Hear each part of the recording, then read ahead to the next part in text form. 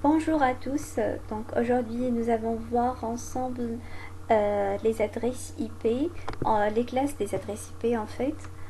Il existe le IPv4 et le IPv6. Nous allons spécifiquement voir aujourd'hui le IPv4.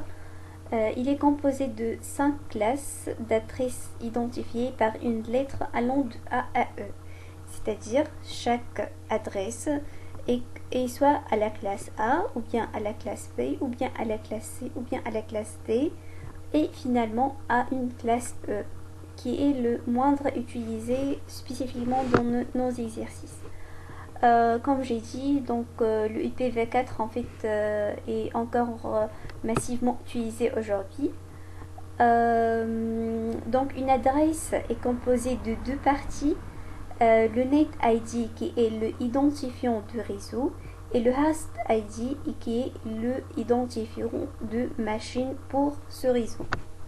Donc comme vous pouvez envoyer une lettre, donc une lettre, il doit être écrite par quelqu'un qui est l'identifiant et on va l'envoyer à quelqu'un donc qui est le destinataire. Donc le destinataire c'est la machine et notre identifiant c'est le propriétaire de la lettre ou bien de voilà une petite comparaison. Donc comme vous voyez ici dans un petit tableau qui raconte l'histoire de les classes, c'est très facile. Donc la classe, donc comment comment on peut distinguer les adresses IP. Donc lorsque une adresse commence par un zéro comme ici, donc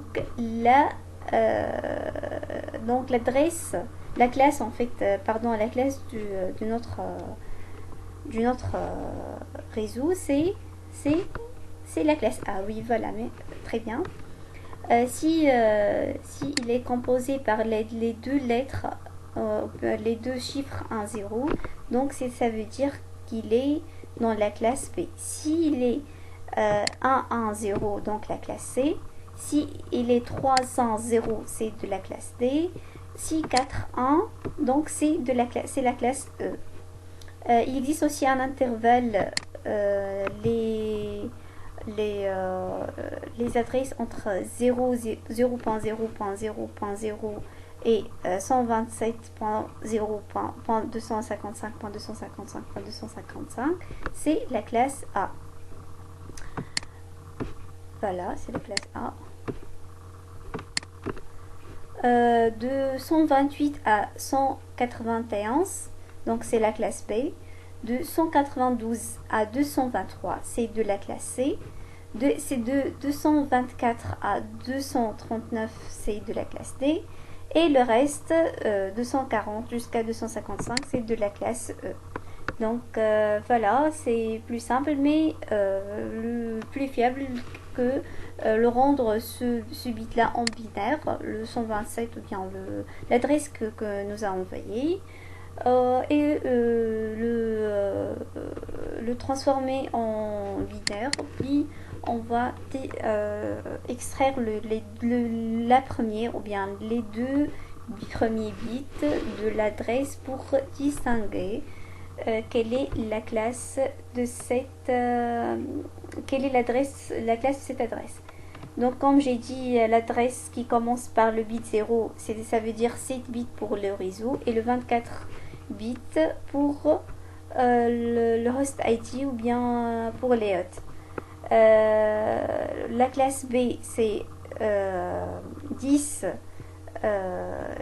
14, pardon, 14 bits pour les réseaux et 18 bits pour pardon, 6 bits pour les hôtes. Donc ici on a 8 bits, il est composé par 32 bits. Donc 8 bits ici, 8 bits ici, 8 bits ici et enfin c'est 8 bits. Donc lorsque la classe A est composée de ces 8 bits pour la partie NetID et le reste c'est pour le host.